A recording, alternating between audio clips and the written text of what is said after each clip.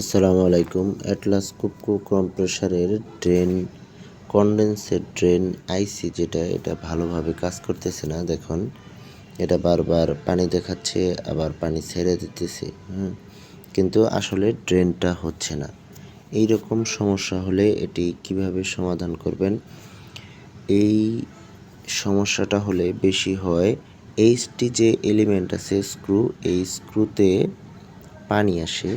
আমি আপনাকে এই সমস্যাটা সরাসরি দেখাবো যে এইভাবে পানি আসে।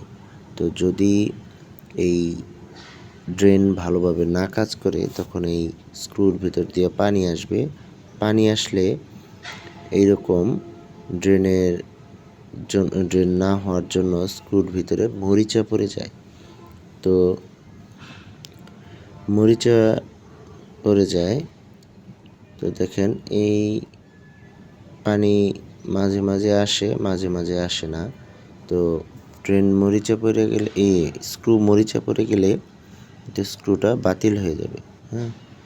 তো স্ক্রুর ভেতর দিয়ে দেখেন কিভাবে পানি আসে। তো এটা ভিডিও শেষের দিকে দেখাচ্ছি।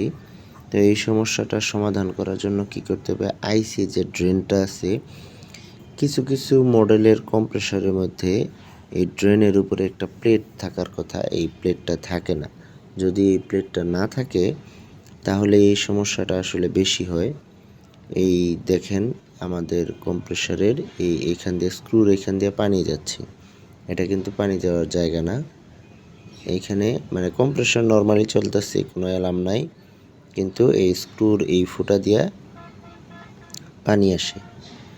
তো এই পানি আসলেই স্ক্রুটা আস্তে আস্তে মরিচা পড়ে যাবে। এই জন্য আমি দেখেন এই আমাদের ড্রেন বাল্বটা এরকম। তো এটার উপরে আমি এক্সট্রা একটা এই প্লেটটা নিজে বানিয়ে লাগিয়ে দিয়েছি। কিছু ড্রেনের মধ্যে অ্যাটলাস কুপকো নিজেরাই এরকম একটা প্লেট দিয়ে দেয়, কিন্তু আমাদের কম্প্রেসারে এই ড্রেনের মধ্যে এই প্লেটটা দেওয়া নাই। তো আমি ওনাদের সাথে যোগাযোগ করেছিলাম, তো ওনারা আমাকে সলিউশন দিয়েছে যে ওনাদের ডিজাইনে পরিবর্তন আসছে। এই ড্রেনের উপরে যদি এই প্লেটটা দিয়ে দেই, তাহলে কি হয়, উপর থেকে যে এয়ারের প্রেশার আছে, ওই প্রেশারটা এই প্লেটের উপরে পড়ে, একটা চাপ থাকে, কিন্তু পানিটা উপর দিকে উঠতে পারে না।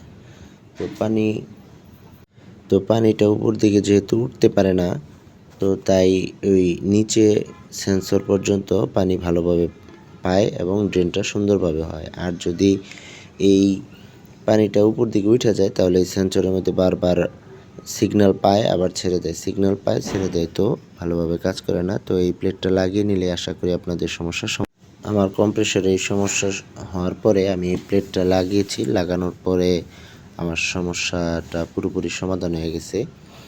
তো এই প্লেটটা আপনারা লাগিয়ে নেবেন। লাগানোর পরে আশা করি আপনাদের সমস্যাও সমাধান হয়ে যাবে। কিছু ড্রেনের মধ্যে অটোমেটিক এটা দেওয়া আছে, আর যেগুলো দেওয়া নাই এটা দিয়ে নেবেন যদি আর কি সমস্যা হলে এটা দিলেই আশা করি আপনাদের সমস্যার সমাধান হয়ে যাবে। ভিডিওটি দেখার জন্য ধন্যবাদ।